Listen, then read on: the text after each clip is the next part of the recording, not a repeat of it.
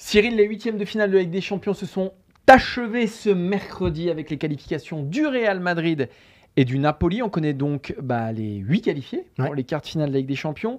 Et on a décidé chacun déjà de parler de ce plateau, mais aussi de déterminer pour nous aujourd'hui qui est le favori à la victoire finale de cette Ligue des Champions. À toi l'honneur, cher Cyril Morin. Mais moi, je vais commencer avec l'équipe qui marche sur tout le monde depuis le début de saison, qui marche sur l'Europe.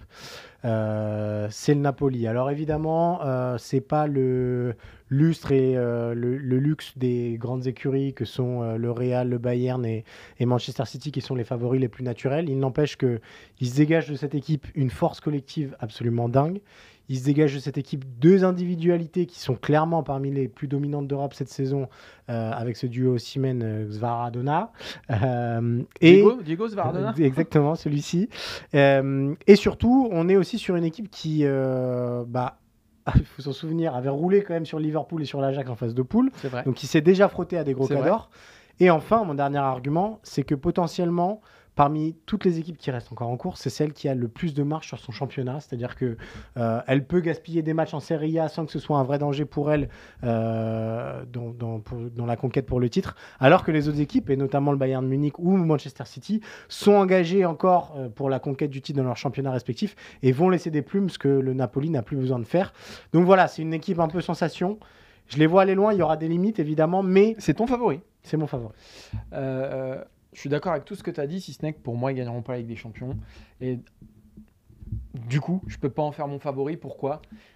Parce que la Ligue des Champions ne s'offre pas comme ça. La dernière équipe à avoir gagné son premier titre en Ligue des Champions, c'était il y a 11 ans, c'était Chelsea. Et Chelsea butait depuis pas mal d'années sur la dernière marche, l'avant-dernière marche. Et c'est pour ça que City, qui aussi est Fanny dans cette compétition, va finir par y arriver un moment, mais ils sont programmés. Naples n'est pas programmé. Et oui, alors ils ont battu l'Eintracht Francfort. Oui, ils marchent sur tout le monde, effectivement, en Serie A. Oui, ils ont battu l'Ajax, mais surtout Liverpool. Ouais. Bon, quand on voit le Liverpool face au Real Madrid, ça remet les choses en perspective. Et je pense que, parce que c'est le lot de cette Ligue des Champions, c'est le lot de cette compétition-là, quand ils devront affronter une grande équipe, et par grande équipe, j'entends les trois que tu as cités, c'est-à-dire Bayern, Real, Manchester City. Qui peuvent s'affronter en quart de finale. Ça aussi, le tableau peut aussi aider le Napoli dans cette conquête-là. Mais je pense qu'il y aura des limites que toucheront les Napolitains. J'adorerais ce côté romantique qu'eux aillent au bout. Comme il y a plein de générations spontanées ces dernières années qui ont, on se souvient surtout de l'Ajax Amsterdam, mais ils ont finalement tous buté sur plus titrés qu'eux, plus armés qu'eux. Et j'ai peur que ce soit le destin de cette équipe du Napoli. On a souvent des favoris comme ça qui se dégagent au mois de mars, mais on sait que la réalité du mois de mai est beaucoup plus compliquée pour ces équipes-là. C'est pour ça que mais tu mets qui alors moi, je vais faire moins original que toi. Et moi, je vais parler du Bayern Munich, qui collectivement, pour moi, sur les deux manches, c'est ce que j'ai vu de mieux.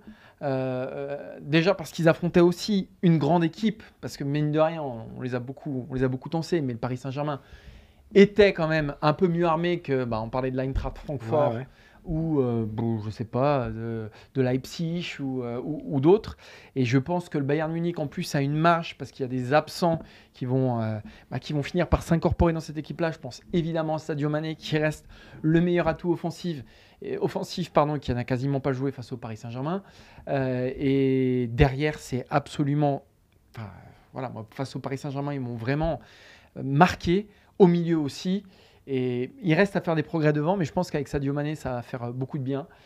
Voilà, moi, je pense que cette équipe du Bayern aujourd'hui semble être celle qui rassemble le plus d'éléments d'un champion en puissance. Et c'est pour ça que je les mets, ils n'ont pas une autoroute devant eux, mais je les mets quand même devant le Real et City.